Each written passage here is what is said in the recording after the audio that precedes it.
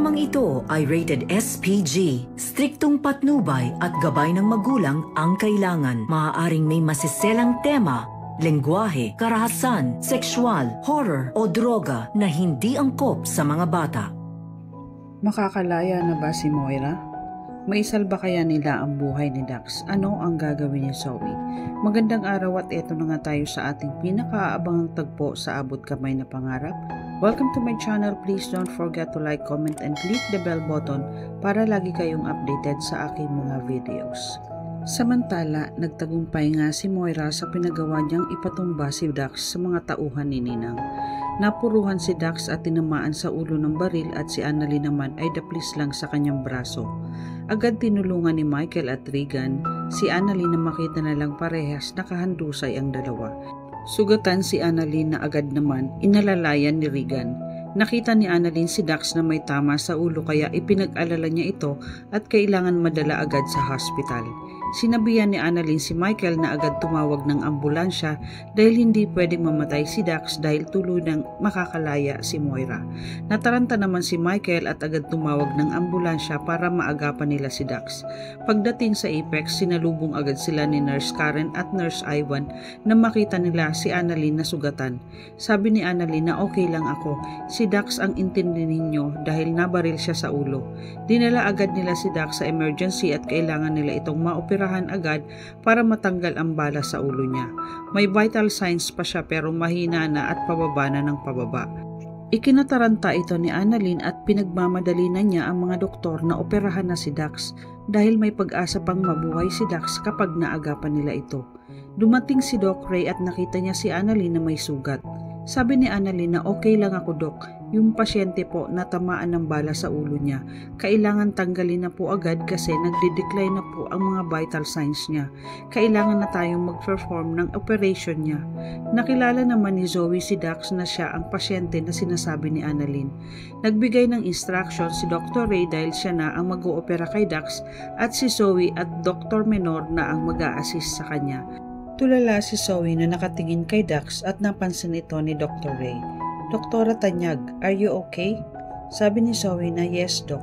Pero kinakabahan si Zoe. Dinala na nila Doc Luke si Dax sa OR agad. Naiwan si Zoe dahil may tumatawag sa kanya.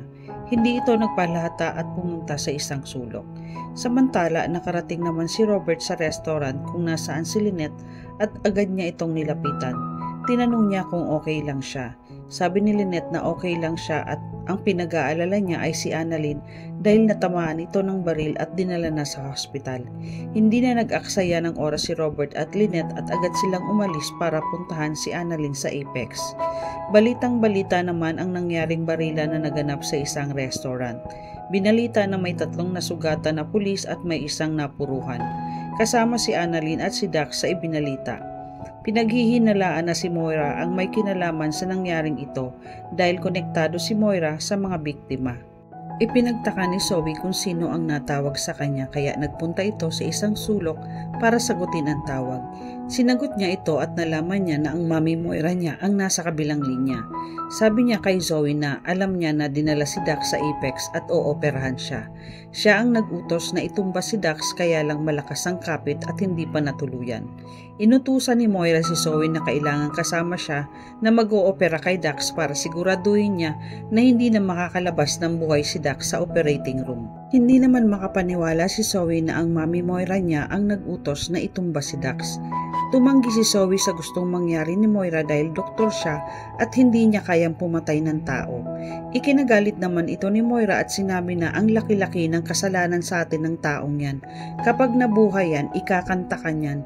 Hindi naman kayang isakripisyo ni Zoe ang lisensya niya bilang doktor na masira dahil lang sa utos ng mami Moira niya. Sabi ni Moira na mas gugustuhin mong mabuhay siya at tuluyan na akong makulong dito. Kaya galit na sinabi ni Moira na wala ng pero-pero Zoe. Gawin mo kung ano ang pinapagawa ko sa iyo at sabay binabaan niya si Zoe ng telepono. Napapaisip si Zoe kung susundin niya ba ang sinabi ng mami Moira niya. Bumalik na siya sa loob sa gagawin nilang operasyon kay Dax. Samantala sa East Ridge na panood ni Dr. Katie ang balita na nangyari sa restaurant kaya agad niyang hinanap si Carlos para sabihin ang nangyari. Nakita niya sa hallway si Doc Lindon at Carlos na nag-uusap, kaya agad niya itong nilapitan. Tinanong ni Dr. Katie kung nabalitaan na nila ang nangyari. Nasa balita ngayon na nagkaroon ng barilan sa isang restaurant at kasama si Annalyn at Lynette. Kinagulat ito ni Carlos na ano? Si Lynette? Kamusta? Sabi ni Dr. Katie na okay lang si Lynette pero si Annalyn may tama ng baril sa balikat niya at nasa kritikal na kalagayan daw si Dax Dacanay ang witness sa kaso ni Moira. Ang hinala nila ay si Moira ang may utos na itumba si Dax. Nagulat si Carlos dahil alam niya kapag namatay si Dax ay makakalaya si Moira. Naitanong ni Carlos kung nasaan si Lynette. Sabi ni Dr. Katie nasa Apex sila ngayon. Kaya dali-daling umalis si Carlos para puntahan si Lynette kasunod na rin si Doc Lindon. Samantala nakarating na din si Robert at Lynette sa Apex at agad nilang hinanap si Annalyn para alamin kung okay na siya. Naabutan nilang ginagamot si Annalyn kaya agad pinuntahan ni Lynette si Annalyn. Niyakap niya ng mahigpit si Annalyn dahil sa sobrang pag-aalala ni Lynette. Sabi ni Lynette na okay ka lang ba anak? Sabi ni Annalyn na okay lang ako nay. Nadaplisan lang ako pero ang inaalala ko si Dax dahil may tama siya ng baril sa ulo at kailangan maoperahan at matanggal ang bala sa ulo niya. Hindi siya pwedeng mamatay dahil sinabi niya sa akin na kapag namatay siya ay makakalaya si Moira.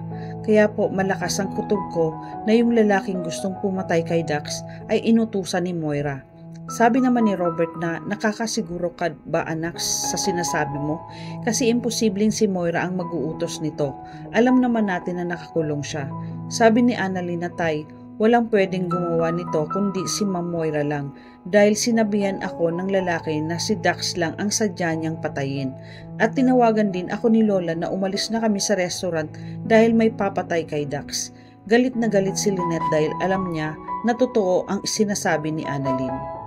Sabi ni Lynette na ayaw talagang tumigil ng Moira na yan kahit nasa loob na ng kulungan siya.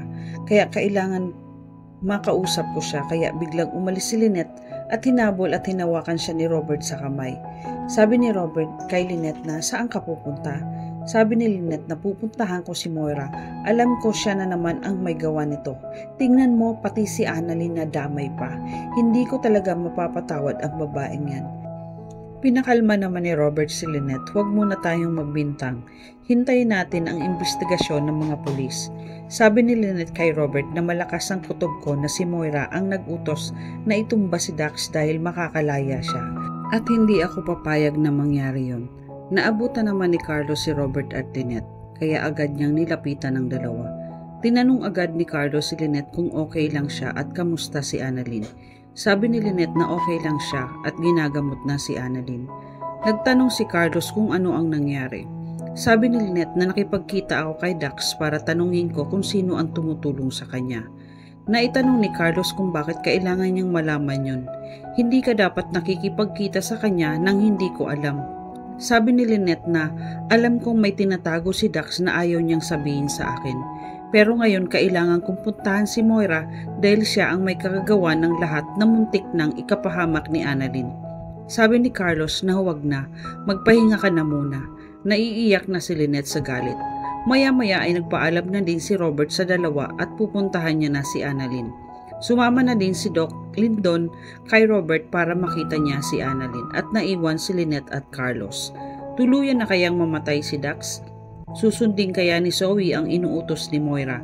Magiging malaya na naman kaya si Moira? Yan ang ating pakaabangan dito lang sa Abot Kamay na Pangarap.